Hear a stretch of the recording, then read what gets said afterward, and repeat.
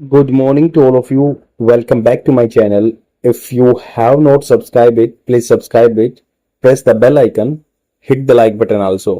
Friends, जैसे कि आप जानते हैं मैं डेली द हिंदू न्यूज़पेपर से एक आर्टिकल लेके आता हूं जो कि आपके एग्जाम पर्सपेक्टिव से बहुत ही बेनिफिशियल रहता है।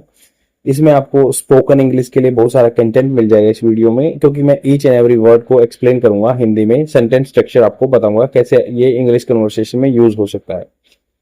यूपीएससी या स्टेट पीसीएस के लिए आपको यहाँ से बहुत सारा कंटेंट मिल जाएगा, क्योंकि we generally discussing the editorial portion of the Hindu newspaper and that plays a very pivotal role in your preparation for the civil service examination. तो स्टार्ट करते हैं बिना डिले किए हुए। यहाँ पे बात हो रही है reassuring resolve.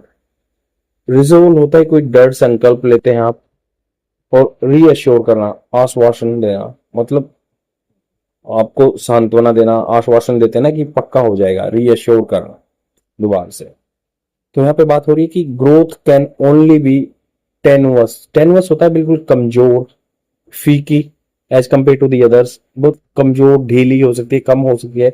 If retail inflation is uncheck. Retail होता है जैसे जो एक वेंडर डायरेक्ट सप्लाई करता है कंज्यूमर को, नहीं तो होलसेल होता है जो पूरे बड़े पैमाने पे काम आता है। यहाँ पे आपको थोड़ा सा मैं बता दूं इकोनॉमिक्स के बारे में कि डब्ल्यूपीआई होलसेल परचेज इंडेक्स होता है, उसमें हम सर्विसेज को काउंट नहीं करते हैं। सर्विसेज लाइक डॉक्टर की, टीचर की जो सर्विसेज को काउंट नहीं करते हैं प्राइस डिटरमाइन करते time. CPI consumer price index में सर्विसेज काउंट होती हैं। आपको थोड़ा डिफ्रेंशिएशन पता होना चाहिए। तो यहाँ पे कह रहे हैं कि ग्रोथ जो होता है ना, यहाँ पे एक और आपको एनालॉजी पता होनी चाहिए कि ग्रोथ होती है। ग्रोथ मतलब मार्केट में डिमांड क्रिएट करनी होती है ना, तो आपको रिवर्स जो ग्रोथ एंड इन्फ्लेशन दोनों अपोजिट में रहती है, इनडायरेक्टली प्रोपोर्शनल रहती है, इनवर्सली प्रोपोर्शनल भी बोल सकते हैं। क्योंकि जो ग्रोथ होती है, जब ग्रोथ होगी, के लिए मार्केट में थोड़ा सा मॉनेटरी जो पॉलिसी है ईज करी जाएगी। मतलब क्या है, जो आरबीआई लोन देता है किसको, बैंक को, तो उसमें क्या होता है कि रेपो रेट होता है, रेपो रेट पे ही वो आरबीआई लोन देता है बैंक को फिर बैंक आदमियों को देते हैं। तो इससे क्या होता है, मॉनेटरी पॉलिसी कमेटी जो है थोड़ा सा ब्याज का रेट कम कर देगी, तो उसमें आदमियों के पास पैसा ज्यादा आ जाएगा। तो पैसा ज्यादा आ जाएगा तो डिमांड बढ़ेगी और ग्रोथ हो जाएगी। बट ग्रोथ हो जाएगी, इसके साथ इन्फ्लेशन भी बढ़ती है। ग्रोथ ज्यादा होने पे इन्फ्लेशन भी बढ़ती है, तो हमें इनको मैनेज करके रखना होता है, ग्रोथ को और इन्फ्लेशन को।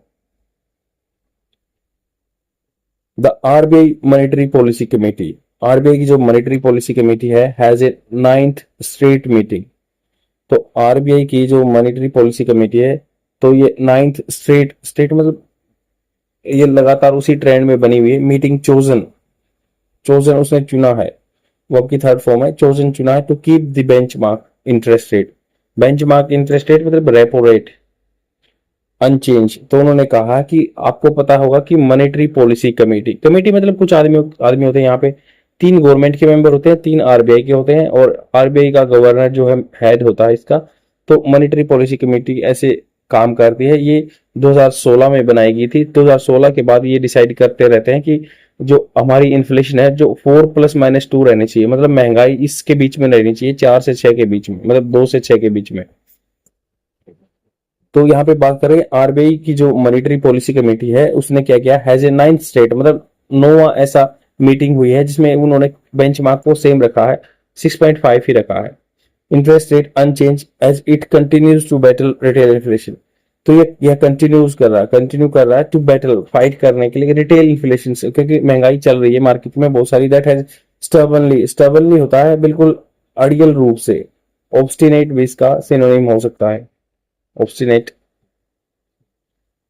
डोगेटली भी बोल सकते हैं। Stubbornly stayed above the medium term target 4% from 57 month.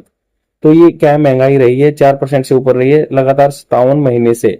And is beginning to undermine, और ये स्टार्ट कर रही है, इज बिगिनिंग। तो ये इज एमआर वो आपकी first form plus ING, present continuous tense के बाद आता है ये।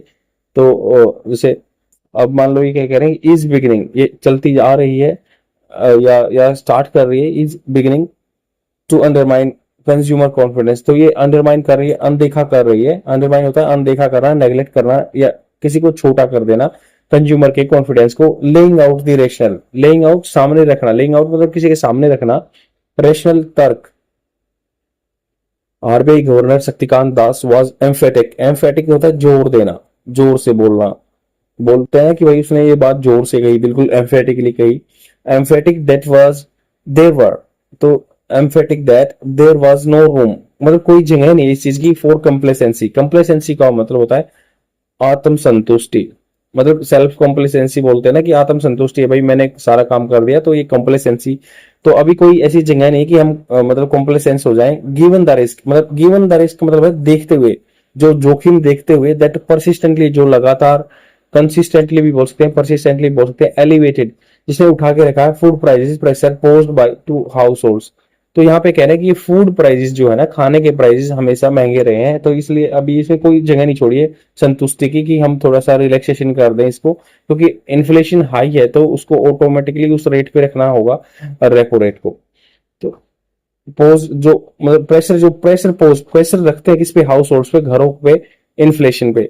एक्सपेक्टेशन, एक्सपेक्टेशन आशाएं and broader monetary policy credibility, या जो बहुत लंबी चौड़ी मॉनेटरी पॉलिसी नीति है हमारी, उसकी विश्वसनीयता पर ये अपना एक्सपेक्टेशन रखते हैं। एलिवेटेड फूड प्राइसेस, जो महंगे हो रखे हैं ना फूड प्राइसेस, खाने के प्राइसेस, ही स्ट्रेस, उन्होंने जोर दिया, had not slowly had not only slow disinflation in the April June quarter. तो इन्होंने क्या है, डिसइन्फ्लेशन, इन्फ्लेशन होता है महंगाई, डिसइन्फ्लेशन मतलब महंगाई को कम करने के प्रोसेस को कम कर दिया इन्होंने अप्रैल जून क्वार्टर में। क्वार्टर मतलब 3-4 महीने का, जो 3 महीने का स्पेन है। But also extend their momentum, momentum मतलब क्या है, धक्का देना, किसी चीज को पुश करना। इन्होंने एक्सटेंड कर दिया, बढ़ा दिया उनका momentum in July with high frequency food price data pointing to sizeable month on month increase in the की वेजिटेबल प्राइस।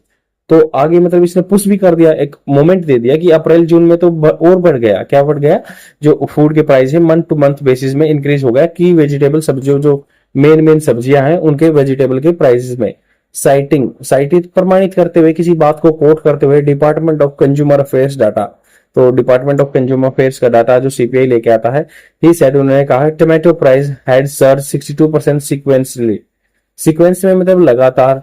तो टमाटो के प्राइस हैं 62% बढ़ गए हैं as compare to the previous quarter, and while onion had become almost 23% costlier in June and potato price has increase 18%। मतलब इन्होंने बताया कि भाई टमाटो के सबसे ज्यादा 62% प्राइस बढ़ गए, ओनियन के 23 और यहाँ पे पोटैटो के 18%।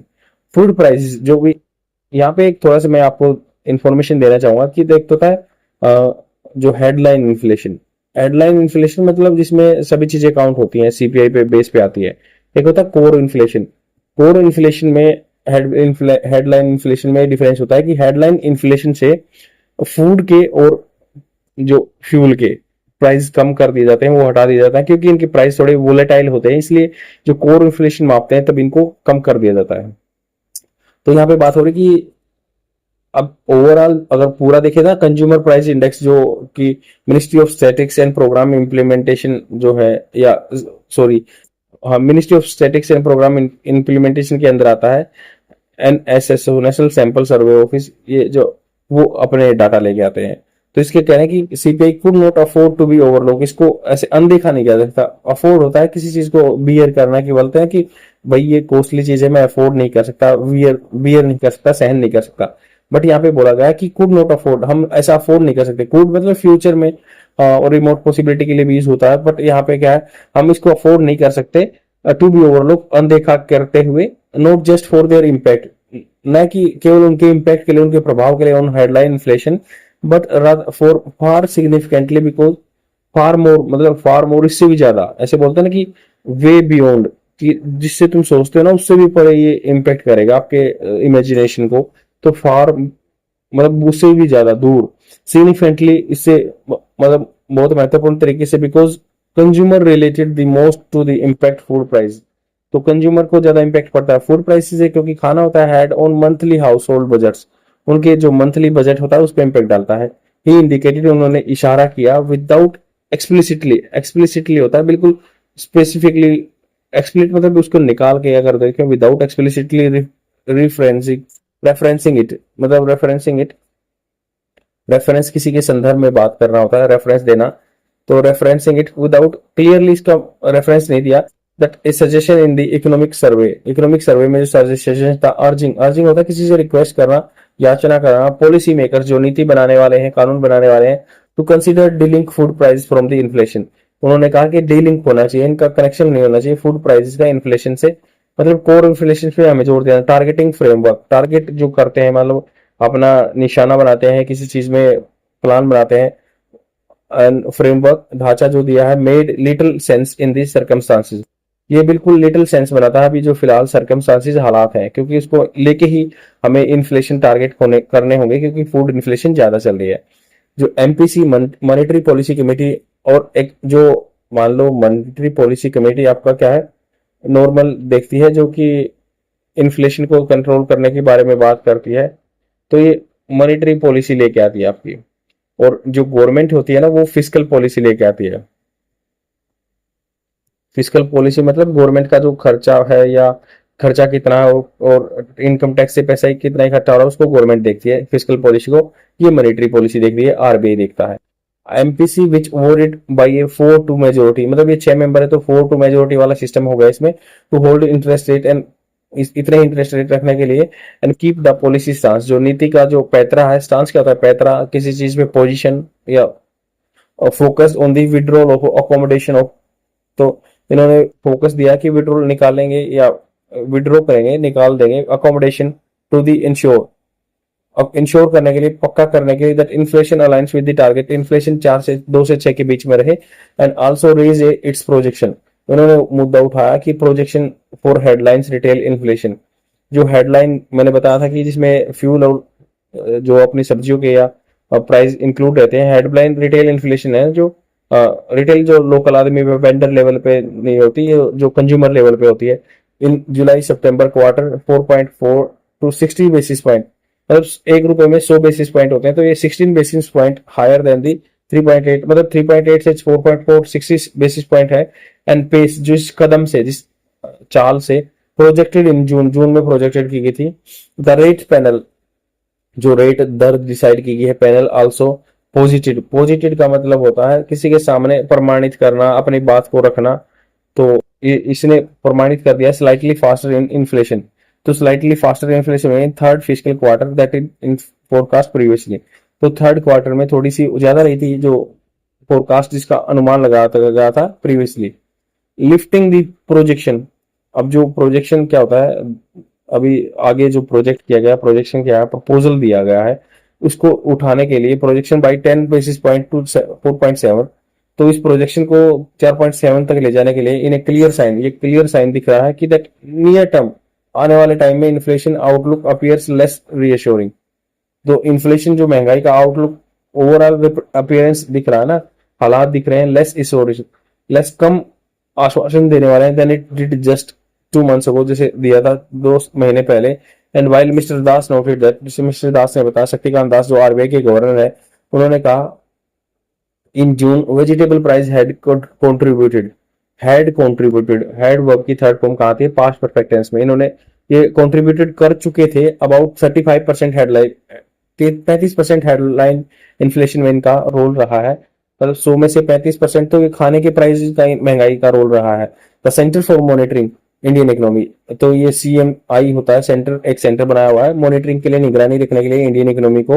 इन एन एनालिसिस, इन्होंने एक एनालिसिस विवेचन किया कि फोरकास्ट अनुमान लगाना, प्राइस प्रेशर, जो प्राइस का प्रेशर रहेगा in vegetable to sustain well into the festive season, festive जो अभी फेस्टिवल सीजन आने वाला है, तो उसमें ये जो रहेगा प्राइस रहेगा ज्यादा सब्जियों का, थ्रू टिल अर्ली नवंबर तक, एडिंग प्रेशर, ये हमेशा प्रेशर डालता रहेगा रिटेल इन्फ्लेशन पे, जो कि कंज्यूमर लेवल पे इन्फ्लेशन, हेडलाइन इन्फ्लेशन होती है, एंड कोर इन्फ्लेशन पे भी may also have bottom out मतलब नीचे से, तली से ऊपर जाएंगे, according to the MPC which flag, जिसने क्या फ्लैग होता है, झंडे उठाना, मतलब कोई रीजन को उठाना, फ्लैग इसलिए होते हैं कि भाई उसने कंसर्न उठाए हैं, चिंता उठाई है, विच फ्लैग द रिस्क, जो जोखिम है, स्पिल ओवर मतलब होता है इसको ट्रिकल डाउन अप्रोच भी बोलते हैं, spill over impact, ripple effect भी बोल सकते हैं। स्पिल ओवर मतलब दूसरी चीजों पे भी इम्पैक्ट डालेगा from the food price as well as the impact mobile tariff revision. तो मोबाइल अभी जो मोबाइल के आपको पता है जियो के जो अब पहले 100 का होता था 155 का हो गया, अब 200 रुपए का हो गया। तो ऐसे जो मोबाइल के टैरिफ जो बढ़े ना, रिवीजन हुए हैं, दोहराया गया, may have on broader non food inflation. तो भी नॉन फूड इन्फ्लेशन, वो भी महंगाई बढ़ी है। पॉलिसी मेकर हार्टिंगली, हार्टिंगली मतलब दिल से, रिआइटरेटेड मतलब दोहराना, that truism, that without ensuring enduring price stability, बिना मतलब जो रियली में अगर हम इंश्योर किए बिना, किए पुख्ता किए बिना कि इंश्योर जो इंश्योर मतलब सेम रहेगा, सहन करेगा, सेम प्राइस स्टेबिलिटी रहेगी ग्रोथ में एट बेस्ट 10 वर्ष। तो ग्रोथ क्या है, इतनी रहेगी नहीं, कमजोर ही रहेगी, ज्यादा ग्रोथ नहीं आएगी जब तक हम इस महंगाई को कंट्रोल में नहीं कर लेंगे। तो आई होप आपको समझ में आया होगा। और बहुत ही इंपॉर्टेंट आर्टिकल है और ये हमेशा डिस्कशन होता रहता है न्यूज़पेपर में मॉनेटरी पॉलिसी कमेटी के बारे में।